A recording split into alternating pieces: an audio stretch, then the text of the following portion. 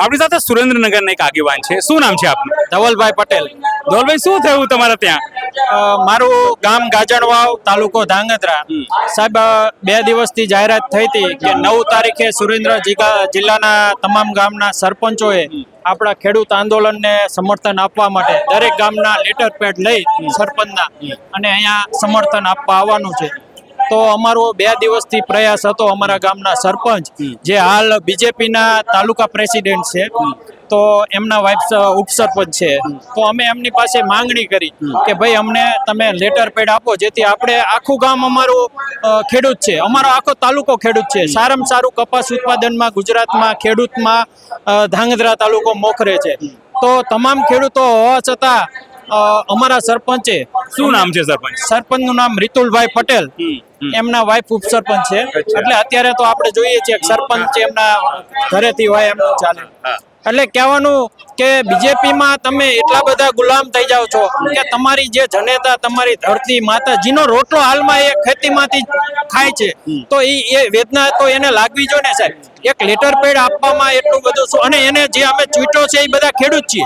આજે સરપંચ છે કે તાલુકા પ્રેસિડેન્ટ છે, તો એ ખેડૂતના મતથી આગળ આવ્યો છે, તો એને એક 4 વીચનો કાગળ દેવામાં શું તકલીફ છે?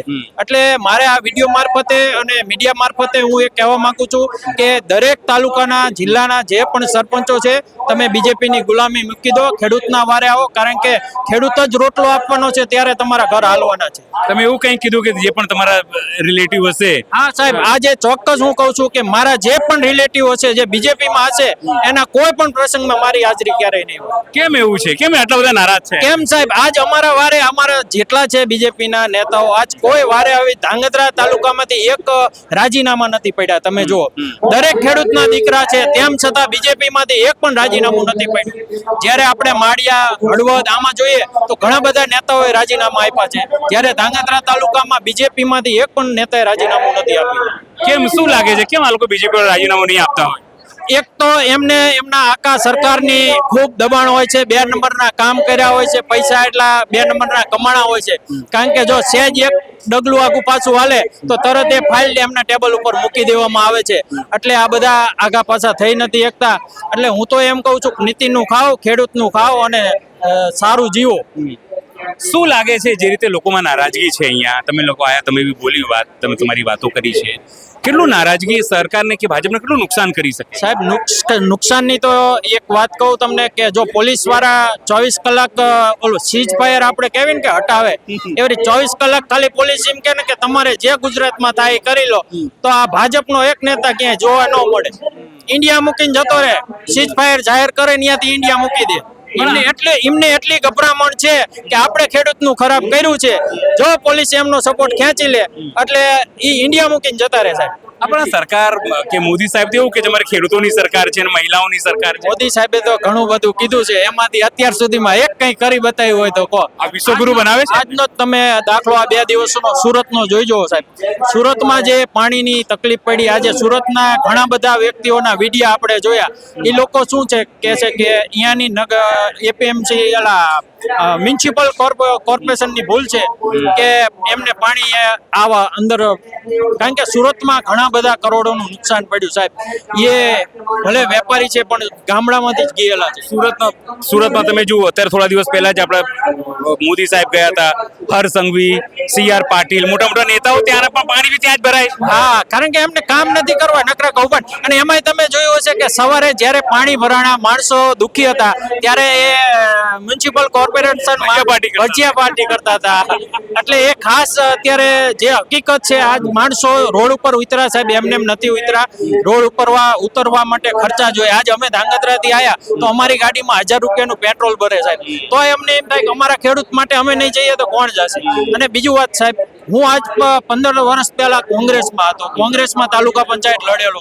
કોંગ્રેસ પછી મેં આમ આદમી પાર્ટી જોઈન કરી. એક એવું થયું કે નવો વિચાર, સારા માણસો, અભ્યાસુ માણસો આમ આદમી પાર્ટીમાં આવ્યા છે. અને નો ડાઉટ આમ આદમી પાર્ટી 100% શ્યોર છે. તેમ છતાં અમારું આ આંદોલન જ્યારે બિનરાજકીય હતું ત્યારે મેં આમ આદમી પાર્ટીમાંથી પણ રાજીનામું આપી અને આ આંદોલનમાં સંપૂર્ણ. અને સાહેબ, મીડિયા મારફતે એ કહું છું કે મારે એક પણ ચૂંટણી લડવી નથી, પૂરેપૂરું નિસ્વાર્થે આંદોલનને સપોર્ટ કરવો છે. આંદોલન કેટલું મોટું, કેટલા દિવસ તૈયારી છે આંદોલન કરવાની? સરકાર જ્યાં સુધી અમારી માંગણી પૂરી નહીં કરે ને સાહેબ ત્યાં સુધી આંદોલન ચાલુ રહેશે અને જરૂર પડે ને તો 27 માં ફક્ત ને ફક્ત ખેડૂતની સરકાર બેસશે. આ નિલેશભાઈ છે. નિલેશભાઈ ઉભા રહો, આયા છો તમે? કાલે ક્યાં હતા? કાલે તો બધા ગોતતા હતા તમને. કાલે ક્યાં હતા? 30 દિવસથી અહીંયા આવ્યું. હવે બાયડી છોકરા હે, ધંધો તો કરવો જોશે કે નહીં? 2 દિવસ હવે શું થશે? હવે 2 દિવસ તમે લોકોએ વલણું કર્યું. જોઈએ હવે પાર્ટ 3 ની શરૂઆત કેવી થાય છે. તેલ જુઓ ને તેલની ધાર જુઓ. એમ જ હોય ને. ઈરાદો પાકો છે. ઈરાદો પાકો છે. પાર્ટ 3 જબરજસ્ત રહેવો જોઈએ. इलाका किसी का वो धमाका हमारा होगा. आज डायलॉग इलाका किसी का भी होगा, धमाका हमारा ही होगा. સ્વાભાવિક છે लागे भी देर लेकिन मजा आएगा. સ્વાભાવિક છે. સીધી રીતે નિલેશભાઈ પણ ઉપવાસમાં હતા. ઘણી બધી વસ્તુ એમણે સહન કર્યું છે. અહીંયા તમામ જે લોકો છે પોતાની ઘર તન મન ધનથી લાગેલા છે, પણ સરકાર જે છે એને હજુ સમજાતું નથી. કેમ નથી સમજાતું એ બધાને ખબર છે. આપણે કશું નથી કેવું, પણ પાર્ટ 3 ની શરૂઆત ધમાકેદાર થશે એ ખેડૂતો માને છે. સહયોગી બાબા સાથે અનિલ પટેલ, જેતપર, મોરબી.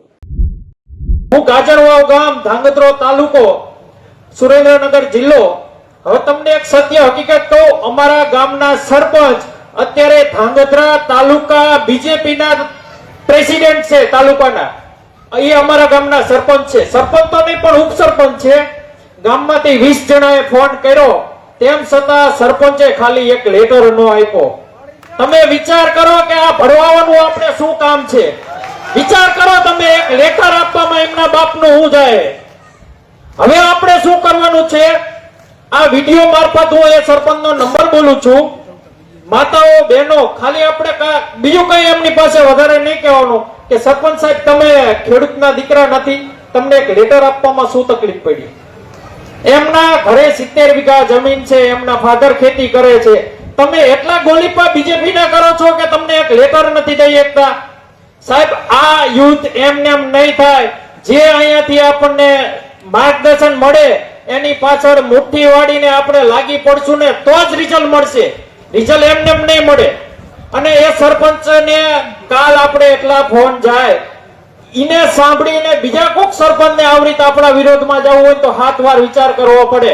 આ આપણે કરવાનું છે. હું તો એમ કહું છું કે જેટલા બીજેપી ના ગોલીપણું કરે છે, મૂળ તો આપણા કાકા બાપા ભાઈ માસા ફુવત છે ને કોક ને કોક. તો એમની તાકાત શું કે આપણા વિરોધમાં જાય? અરે એમને મૂકી દો નાત બારા, એમનું કઈ કામ નથી. હું આજ અહીંયાથી જાહેર કરું છું કે મારો કોઈ પણ સગોવાળો બીજેપી નો પદાધિકારી હશે એની હારે હું તમામ વ્યવહાર આજથી છૂટા કરું છું. એના લગ્નમાં, મરણમાં, તિથિમાં ક્યાંય હું નહીં જઉં. બરાબર? આવા ડિસિઝન લેશો તો જ એમની તાકાત એમના કાર્યકર્તા છે અને એમને જ આપણે પાડવા પડશે. એટલે હું એક આ સરપંચનો નંબર બોલું છું. પ્લીઝ બધા ફોન કરજો. અને ખાલી એટલું જ કહેવાનું, સરપંચ સાહેબ તમે કેમ લેટર નો આપ્યો? તમે ખેડૂતના દીકરા નથી. આ કાલા વિડીયો થોડોક મૂકજો વડીલ, એટલે નંબર બધા પાસે જાય. કારણ કે હકાભાને કે આપણા નિલેશભાઈ જે તન મન ધનથી અહીંયા 15-16 દિવસ ઉપવાસ કર્યા, એમને હેરાન કરવાથી આપણને પરિણામ નહીં મળે. પરિણામ તો આવાને આપણે હેરાન કરવા પડશે. એમને ફોન કરજો. નંબર બોલું છું 95 747 98 009 95 747 98 009.